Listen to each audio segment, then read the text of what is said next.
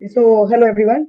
First of all, thank you so much to Ekaimpact. Actually, last year Ekaimpact had supported us, and through their support, we could actually for 2 months we could support our girls in our safe spaces. This is the first image of our center in Assam. So we have a safe space in Assam where 20 girls stay. We have three safe spaces: one in Assam, one in Bengal, and one in Meghalaya. I would not go to the problem directly. I would be sharing more about how we have helped in changing the life of a person. So this is Nakiri. We had rescued her from a bricklane in the year long before I started the organization. But then we helped her by supporting her with skilling. And this is the first image post her rescue when we supported her with skilling. And you can see just in 2 3 years how we, through our support and through the intervention of Pradhan Mantri Awas Yojana, how she could create a house of a concrete house. And now she is one of our master trainer. She trains around 10 plus girls every year in two batches and gives certificate. Her earning was nothing, and now she earns around 25 to 30,000. So this is a story of like from the scratch of how she started and how she's living life. So you can see the image. Now, coming back to the whole problem of trafficking and why it's important for you to know what is trafficking. I don't know how many of you know that India is one of the topmost countries when it comes to human trafficking.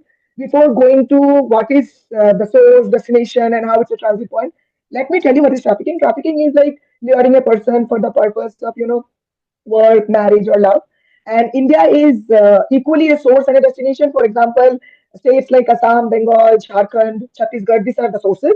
The destinations are places like, Bangalore, Bombay, Delhi, where they are used for multiple purposes. It's not only bricklain, it can be forced marriage, it can be prostitution, it can be organ trafficking. Now we are intervening in cases of skin trafficking also, where individuals from the northeastern part of India are taken to states, different parts of European countries where their skin is used. So this is a trigger warning, so I don't want to talk much about it. What are the causes? The causes are multiple.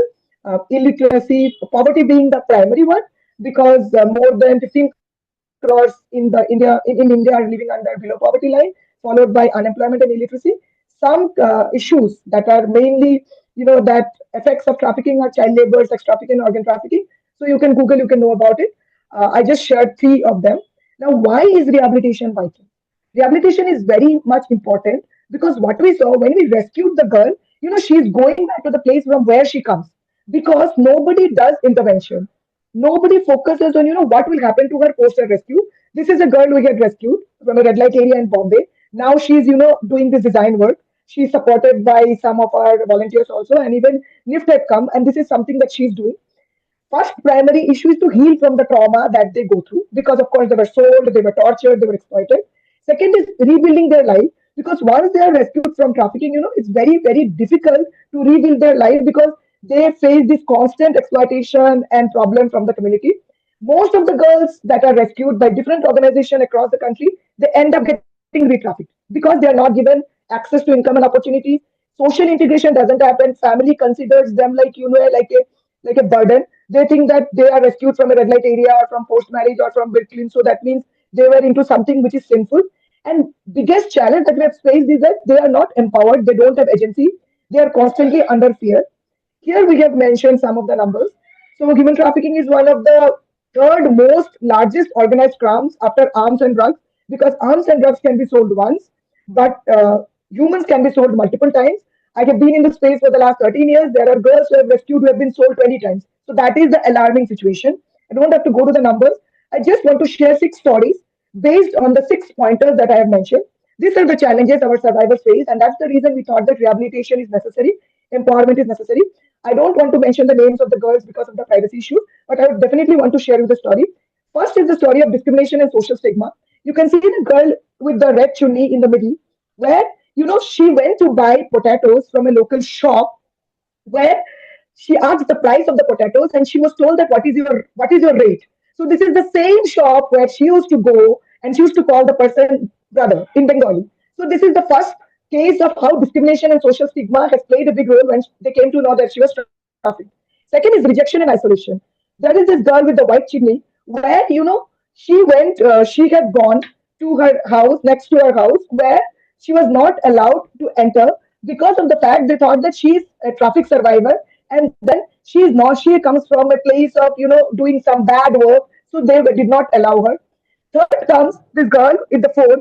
She had faced huge social lack of social support. In terms of family never supported her. She used to teach tuitions to people in her community, and the same community did not allow her to teach their girls again when she was rescued. Then comes the language barrier issue. You can see the girl with the child in her lap.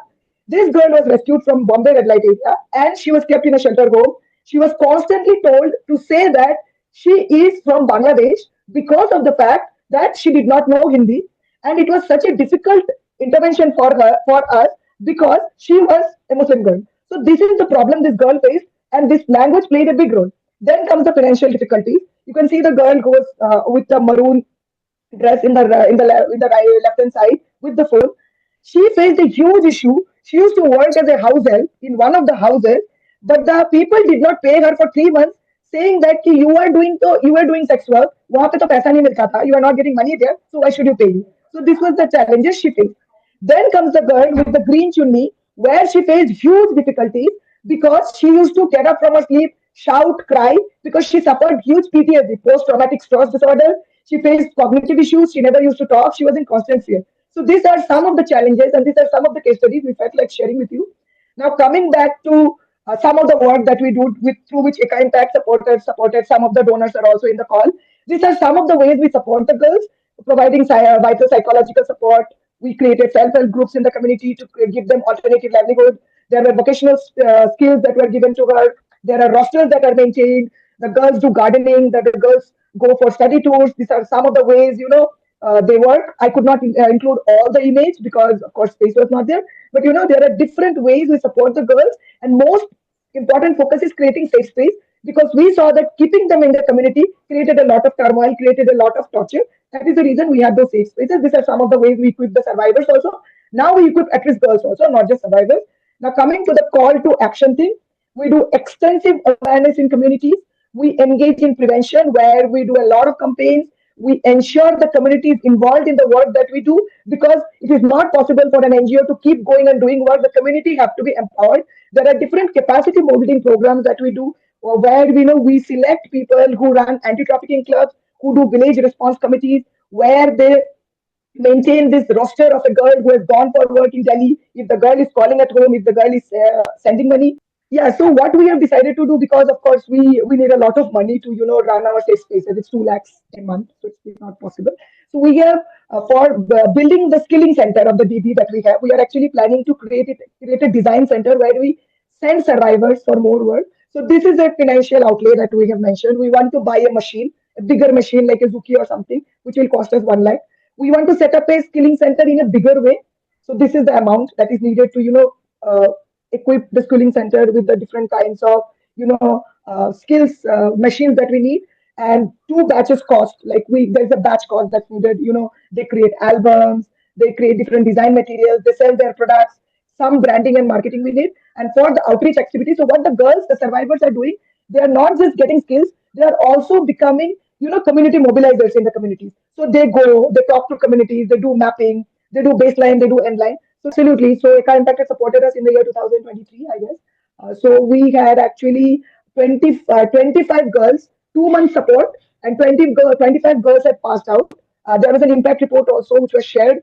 So out of the 25 girls, five of them are working in, one is working in Bardhaman in Bengal, one is working in Meghalaya. So most of them are getting, the five girls are getting a salary of, around 20 to 25,000, especially the ones that are outside. And the ones that are in their communities are earning around 10,000.